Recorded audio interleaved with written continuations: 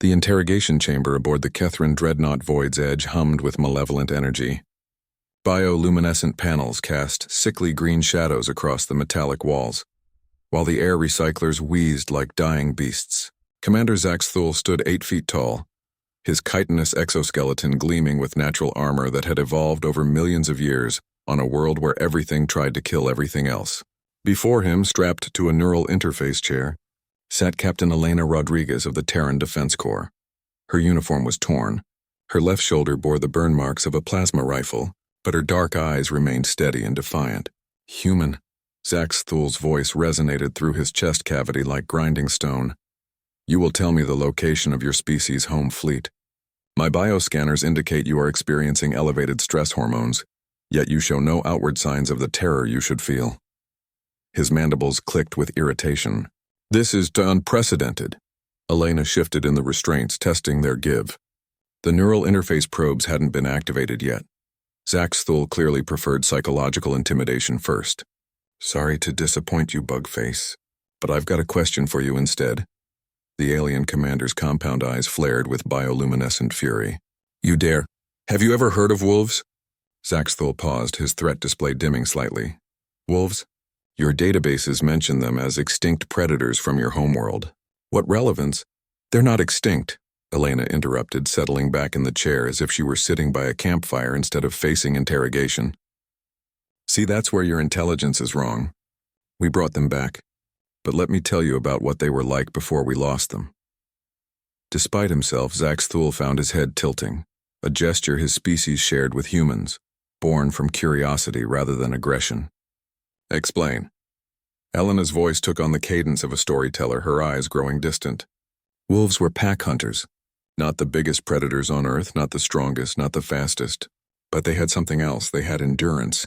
When a wolf pack decided to hunt something, they didn't give up. Ever. She leaned forward as much as the restraints allowed. There are stories, Commander Zaxthul, of wolf packs that followed caribou herds for hundreds of miles across frozen tundra. Through blizzards that would kill most creatures. Across ice that would crack under the weight of larger predators. They would follow their prey for days, weeks even, taking turns, resting while others continued the chase. The Kethrin's mandibles had stopped clicking. In the silence, Elena continued. The caribou were faster. They were adapted for long-distance running, had better cold resistance, could go longer without food. By every measure, they should have been able to escape. But the wolves understood something that their prey didn't. Sometimes victory isn't about being superior in any single way. Sometimes it's about being just persistent enough, just clever enough, just stubborn enough to outlast your opponent. Zaxthul's compound eyes shifted, processing this information through a warrior's mindset. And what became of these persistent predators? Climate change took their prey. Human expansion destroyed their territories. We hunted them to near extinction because they threatened our livestock. Elena's smile was sharp as a blade. We were the only thing on Earth that could outstubborn a wolf pack. Then why tell me this story? Because, Commander, humans learned everything we know about persistence from watching wolves. We watched them for thousands of years before we ever left our caves. We learned that the biggest doesn't always win. The strongest doesn't always survive.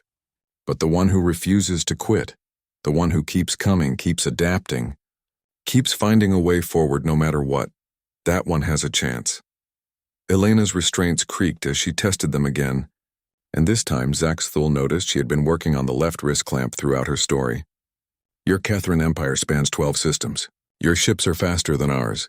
Your weapons more powerful, your soldiers naturally armored and bred for war. By every tactical assessment, you should have crushed humanity in the first encounter. Yet here we are, Zaxthul said slowly, beginning to understand. Here we are, Elena confirmed. 3 years into your quick subjugation campaign, and somehow a species of hairless primates from a backwater world is still fighting. Still adapting. Still finding ways to hurt you where you don't expect it. The lights in the interrogation chamber flickered. Not a malfunction, but something else. Zaxthul's head snapped toward the door as muffled explosions echoed through the ship's hull. Impossible. This vessel is surrounded by my battle fleet. Elena's smile widened, showing teeth that suddenly seemed much sharper than they had moments before. Commander, did I mention that wolves don't hunt alone? They're pack animals. The neural interface chair sparked, its locking mechanisms releasing. Elena had been working on more than just the wrist clamp. She had been slowly shorting out the entire system using the moisture from her own blood. As alarms began blaring throughout the dreadnought, she stood slowly, stretching muscles that ached from restraint. The wolf pack that hunted caribou across the tundra, they didn't just chase them down through persistence. They coordinated. Some wolves drove the herd while others set ambushes. They communicated across vast distances, adapted their tactics in real time, and never ever hunted the same way twice. Zaxthul reached for his plasma sidearm, but Elena was already moving, not toward him, toward the interrogation chamber's communication console. You wanted to know where our home fleet was, Commander? Her fingers danced across the alien interface with surprising familiarity. They're right here. They've been tracking your task force for 6 days, staying just outside sensor range, waiting for my signal. Through the viewport, the impossible became visible. Human ships, smaller and seemingly outgunned, erupted from stealth positions throughout the Kethran formation. They moved like living things, coordinating their attacks with an almost predatory intelligence. How? Zaxthul's voice carried the weight of a species that had never known defeat. Elena paused at the chamber's exit, looking back at the alien commander who had demanded her fear. We brought the wolves back, remember? And we learned that the most dangerous predator isn't the one with the biggest teeth or the strongest claws. She opened the door, revealing the smoke-filled corridor beyond where human commandos were already moving through the ship. It's the one that never stops hunting. As Elena disappeared into the chaos of the boarding action, Zaxthul remained in the interrogation chamber, finally understanding why his empire's inexorable advance had ground to a halt against these peculiar primates.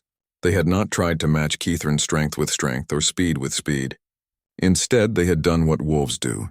They had persisted, adapted, and hunted as a pack until their prey made a mistake. And in that moment, Commander Zaxthul realized that his mighty dreadnought had become the prey.